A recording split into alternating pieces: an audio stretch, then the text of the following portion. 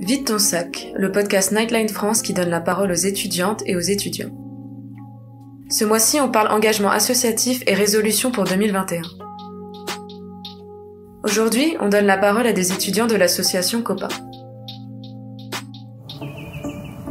Bonjour à tous, je m'appelle Saïdi Sarah, j'ai 23 ans, je suis algérienne, ça fait presque 6 mois que je suis en France, j'habite à Paris, je fais un master recherche italien. Je me disais, non, je vais rentrer chez moi, après avec cette période un peu délicate, on va dire avec le Covid, le confinement, couvre-feu, ça n'a pas été facile, hein, et c'est pas facile plutôt. Parce que j'étais vraiment dans un état catastrophique. Genre j'avais des problèmes, j'étais chez mon oncle, bref, l'association Copain. Cette association, elle m'a dit, si tu veux passer, tu passes. Après, un jour, je suis passée, il y avait une ambiance de ouf, c'était tellement bien. Genre, je suis allée démoralisée et en sortant, j'étais tellement motivée. Franchement, ça m'a donné envie. Après, je me dis toujours, quand j'aurai le temps, je vais m'engager avec eux parce que franchement, ça aide beaucoup d'étudiants. Pour la précarité matérielle, oui, je pense qu'elle a un impact très négatif sur la vie, sur la santé mentale des étudiants. Le fait de penser à ça fait peur. Ça fait vraiment peur. Franchement, moi, je compte aller voir un psychologue. Parce qu'en fait, ça commence à je me sens pas bien. Parfois, je parle à moi-même. Genre, c'est grave. Je me dis, ah oui, j'ai pas d'argent. Comment je vais payer mon loyer? Comment je vais faire? Comment je vais faire?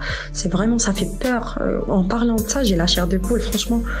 Je souffre, franchement, je souffre en plus en silence. Il n'y a pas mes parents, je suis loin de mes parents, je suis loin de ma famille. Mes résolutions pour cette nouvelle année 2021, tout d'abord, je vais essayer le maximum de prendre soin de moi. Franchement, j'ai plus confiance en moi, tellement c'est bon, je stresse, alors que avant j'étais confiante. Je dois reprendre, je dois travailler dur, reprendre ma confiance en moi. Alors, je m'appelle Romain, j'ai 19 ans, je suis étudiant en 2e année de DUT Information Communication à l'IUT de Paris et je viens de Vendée, donc je viens faire mes études à Paris. Alors, je me suis renseigné concernant les aides alimentaires.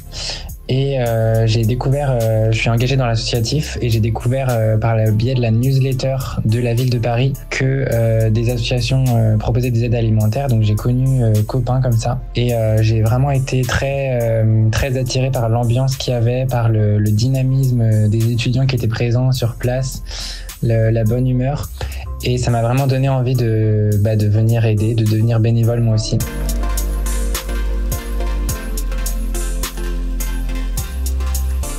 Donc hello à tous, bienvenue dans ce nouvel épisode de Vide ton sac. Cette 2e saison, du coup, on parle d'engagement associatif et de bonnes résolutions pour 2021, notamment sur le plan mental.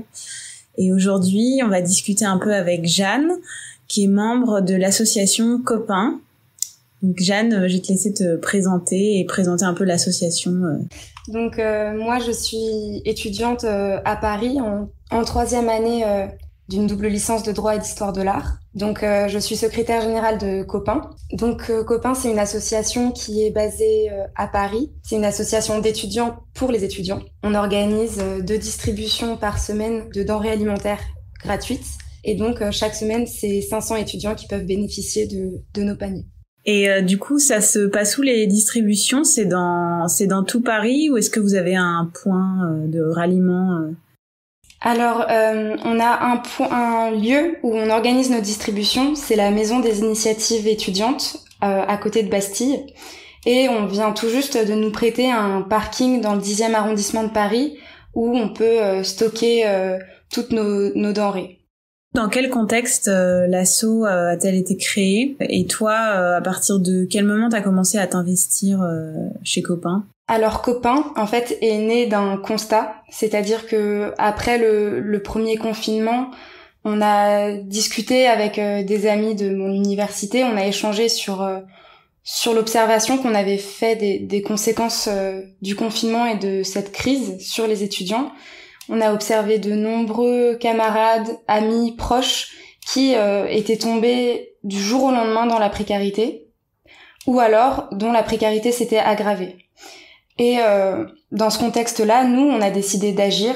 Donc on a cofondé l'association Copain. Donc c'était un moyen de à notre échelle pouvoir lutter contre cette précarité étudiante qui a explosé. C'est vraiment né avec cette nouvelle situation qui était complètement inédite et qui a duré finalement. Donc s'engager avec Copain, agir, c'était un moyen dans cette période anxiogène de pouvoir dépasser la situation en transformant cette énergie où on observait tous ces étudiants tomber dans la précarité et donc agir pour le collectif. Et toi, à titre personnel, pourquoi du coup cette cause-là, ça t'a touché plus qu'une autre ? Je pense que c'est parce que pendant le premier confinement, j'ai eu la chance d'être avec ma famille, donc j'ai pas trop souffert, disons, alors que parallèlement j'observais des amis, j'entendais des témoignages complètement inédits par rapport à cette situation-là, et que j'avais envie d'agir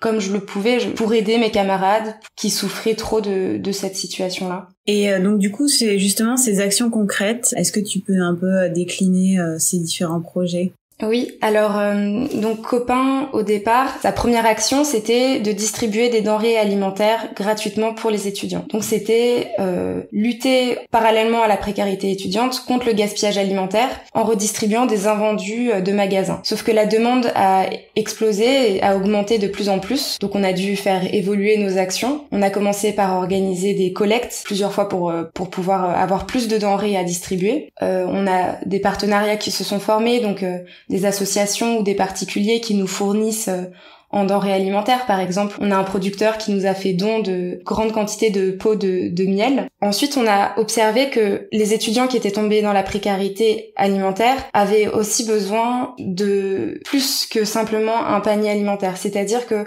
dans cette situation du Covid, par exemple, comment un étudiant peut-il s'acheter des masques et du gel hydroalcoolique alors qu'il a déjà du mal à s'acheter de quoi manger? Donc on a adapté nos distributions en distribuant des produits d'hygiène. Et ensuite, par rapport, au suivi personnalisé, on a voulu évoluer dans nos actions en accompagnant les étudiants, c'est-à-dire faire en sorte qu'une distribution, ce soit pas seulement un moment où l'étudiant va venir récupérer un panier alimentaire, mais que ce soit aussi un moment où il va pouvoir être écouté, recréer un peu du lien social avec d'autres étudiants. Donc on a voulu adapter nos services. On s'est rendu compte que les étudiants avaient besoin de connaître les différentes aides qui pouvaient exister, que ce soit des aides financières ou des aides psychologiques. Par exemple, parler de la Nightline pendant nos distributions, c'est un moyen pour eux de savoir ce qui existe. Et puis c'était aussi leur besoin de parler, donc on a créé un pôle de suivi personnalisé où on peut accompagner sur le long terme et sur le plus de plans possible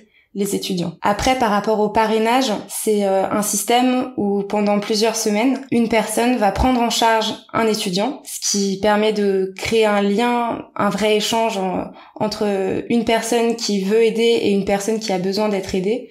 Donc voilà, un parrain, ça peut être un ancien étudiant, une famille, une personne retraitée. Et d'ailleurs, si des personnes qui nous écoutent et qui seraient intéressées d'accompagner ce projet, on est toujours à la recherche de parrains. Du coup, là, tu as parlé de précarité chez les étudiants. Donc, concrètement, qu'est-ce que ça veut dire de vivre dans la précarité quand on est étudiant ? La précarité, c'est un terme qui est beaucoup utilisé en ce moment. Le seul inconvénient avec ce terme, c'est qu'il est au singulier, alors qu'en réalité, il existe plusieurs types de précarité. Premièrement, on a la précarité alimentaire, donc c'est ce qui a motivé Copain à se créer. Mais on a aussi une précarité qui peut être menstruelle. C'est par exemple, exactement comme pour les gels ou les masques, si on n'a pas assez d'argent ou qu'on est dans la difficulté de faire des courses alimentaires, acheter des serviettes hygiéniques, des tampons quand on en a besoin, c'est difficile, voire impossible, et ça peut être très très handicapant, donc ça aggrave encore une précarité. Et ensuite, il y a surtout avec l'isolement, avec la fermeture des universités, les couvre-feux, les confinements, il y a une précarité sociale qui s'est aggravée. Les étudiants sont isolés, ils n'ont pas les moyens de sortir facilement, ou alors quand ils sortent, vu qu'ils sont dans une précarité financière, c'est difficile de pouvoir partager des moments avec des amis pour prendre des repas emportés ou des verres à emporter comme ça se fait beaucoup en ce moment. Donc c'est une double peine pour les étudiants qui sont déjà dans une situation de précarité parce que ça aggrave une forme d'isolement. Et selon toi, pourquoi cette population-là, cette population étudiante, pourquoi ils sont plus touchés que d'autres? On est dans une période qui est inédite, qui plonge des étudiants dans une situation nouvelle, parce que on observe énormément d'étudiants qui ne peuvent plus compter sur un revenu financier qu'ils avaient grâce à un emploi, par exemple, parce que de très nombreux emplois ont disparu. Ensuite, il y a beaucoup d'étudiants qui ne peuvent plus compter sur les revenus de leurs parents. Beaucoup de parents ont perdu leur emploi et ne peuvent plus subvenir aux besoins de leurs enfants. Donc en fait, c'est une population, les étudiants, qui est sacrifiée et qui subit vraiment cette crise parce que elle se retrouve du jour au lendemain sans revenus et sans aide financière. Et ce qui existe justement comme aide, par exemple les aides financières de l'État, elles ne sont pas aujourd'hui adaptées à cette situation qui est nouvelle, qui est inédite depuis quelques mois. Les aides n'ont pas été revues par rapport aux étudiants. C'est pour ça que c'est une population qui aujourd'hui est particulièrement touchée. Cette précarité, donc notamment je pense à la précarité sociale que tu as mentionnée, comment est-ce que ça peut impacter la santé mentale des étudiants? Premièrement, être dans une précarité alimentaire, donc ce qui signifie ne pas pouvoir bien se nourrir ou même ne pas pouvoir se nourrir du tout, ça c'est très fatigant pour la santé physique. Donc surtout dans une vie où on fait des études, où on doit pouvoir être motivé, ne pas se nourrir à sa faim, c'est épuisant. Et surtout, de se dire qu'on ne peut pas se nourrir à sa faim, ça plonge dans une détresse qui est énorme. C'est-à-dire qu'il faut assumer d'être dans cette situation, c'est difficile. Il faut avoir la possibilité de démarcher des associations. Quand c'est nouveau pour des étudiants, ça peut être aussi très dur. Donc tout ça, c'est une charge sentimentale qui est très importante. C'est dur pour soi, c'est dur aussi par rapport aux autres, parce que c'est une situation qui peut être difficile pour certains de partager. Donc voilà, je pense que ça impacte la santé mentale parce que les étudiants se retrouvent démunis face à leur situation nouvelle. Par exemple, pendant des distributions, des fois on observe des bénéficiaires qui viennent récupérer donc des denrées alimentaires, et quand parfois ils ont le choix entre plusieurs gâteaux, il y a des bénéficiaires qui vraiment sont dans l'incapacité de choisir, qui sont presque bloqués. Et je pense que c'est parce que c'est difficile pour eux de se rendre compte à ce moment-là et de faire face justement à cette précarité-là, et jusqu'au point d'être complètement démunis. Donc c'est très lourd pour cette santé mentale. Et ces étudiants-là, donc que tu rencontres lors des distributions, par exemple, est-ce que parmi eux, il y a une histoire qui t'aurait plus marqué et que tu souhaiterais du coup partager avec nous? Oui, par exemple, la semaine dernière, on a une étudiante qui nous a contactés. C'est une étudiante en master qui habite dans une résidence universitaire et qui vient tout juste d'arriver à Paris, qui n'habitait pas en France et qui est de nationalité étrangère. Et il s'est avéré qu'elle est tombée malade du Covid.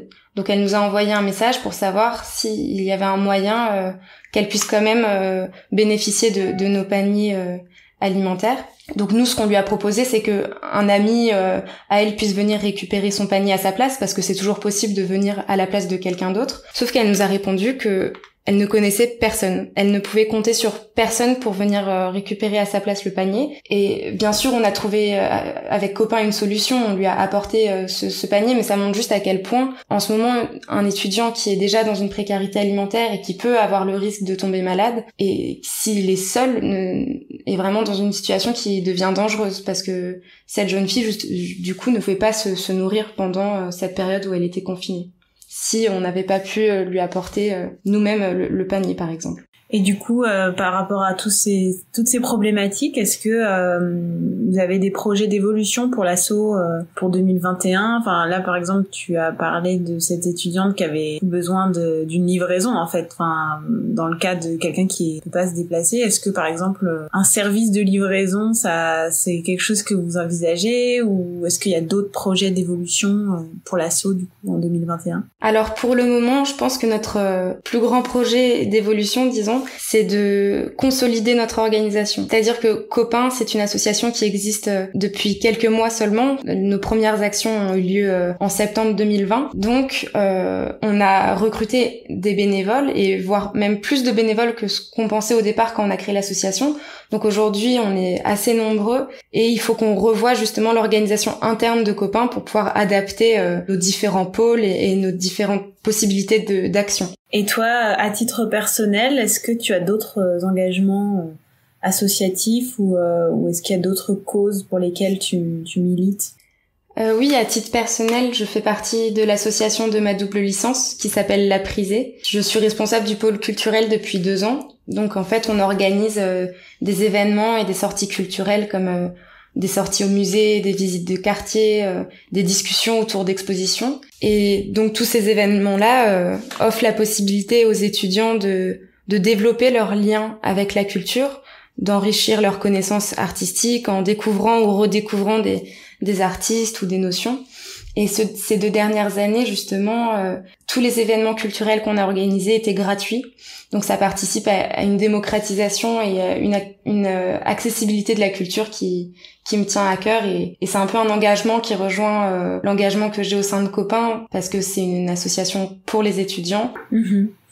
Est-ce que c'est important, selon toi, de s'engager quand on est étudiant? Alors, si on en a la possibilité, si on a le temps, oui, c'est important. Parce que si on prend l'exemple de Copain, au départ, on était 6 à avoir lancé l'association. Et aujourd'hui, on est plus de 160 bénévoles. Donc si tous ces étudiants qui nous ont rejoints ne s'étaient pas engagés en tant qu'étudiants, jamais toutes les distributions qu'on organise aujourd'hui n'auraient été possibles.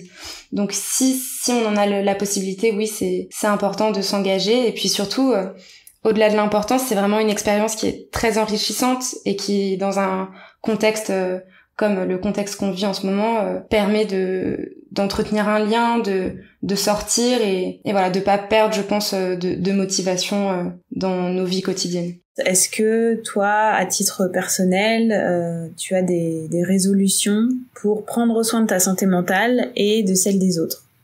Alors, oui, déjà par mes engagements associatifs, notamment au sein de Copain, j'observe vraiment que en prenant soin des autres, je prends soin de moi aussi. Et inversement, en prenant soin de moi, ça me permet d'être au mieux pour prendre soin des autres. Et donc, voilà, je pense que mes résolutions personnelles, c'est garder un lien avec les étudiants, rester motivée, même si c'est extrêmement dur, mais continuer mon engagement, de donner le meilleur de moi-même pour participer à faire vivre l'association Copain et qu'on puisse continuer nos actions régulièrement. C'est vraiment un engagement qui me fait du bien, qui donne beaucoup de sens à mes journées. Donc je pense que pour cette année-là, ce sont mes résolutions. Et est-ce qu'il y avait autre chose que tu voulais faire passer comme un message particulier à faire passer ici? Déjà, ce qui est important de savoir, c'est que Copain, c'est une association d'étudiants pour les étudiants, c'est-à-dire que nos distributions sont des moments où il y a une bonne ambiance, où on essaie justement de casser une distance qu'il pourrait y avoir entre les bénéficiaires et les bénévoles. D'ailleurs, beaucoup de nos bénévoles sont aussi bénéficiaires. Donc s'il y a des étudiants qui ont besoin d'une aide alimentaire, qui ont besoin d'une aide psychologique, d'un suivi, qu'ils n'hésitent pas surtout à se tourner vers nous. S'ils ont besoin de parler, qu'ils n'hésitent pas à se tourner vers la Nightline aussi, que je remercie de m'avoir invité pour ce podcast. On est dans une situation qui est inédite et il faut pas hésiter à demander de l'aide. Ensuite, oui, si des personnes ont du temps à donner, ont des contacts, ont la possibilité de donner de la nourriture, des produits d'hygiène, voire de l'argent pour qu'on achète nous-mêmes des produits, c'est avec grand plaisir. Et même si c'est pour donner de son temps, pour nous aider, c'est avec grand plaisir aussi. Et je pense aussi que c'est très important de travailler entre associations, donc merci beaucoup la Nightline pour le travail que vous faites, d'échanger aussi avec nous, c'est très important et on est vraiment très heureux de pouvoir vous côtoyer et de pouvoir s'inspirer. Je pense que ça inspire de belles initiatives, nos engagements, et j'espère que ça en inspirera d'autres et que les consciences vont pouvoir s'éveiller et j'espère aussi qu'on pourra bientôt sortir de cette période-là. Donc voilà, merci beaucoup.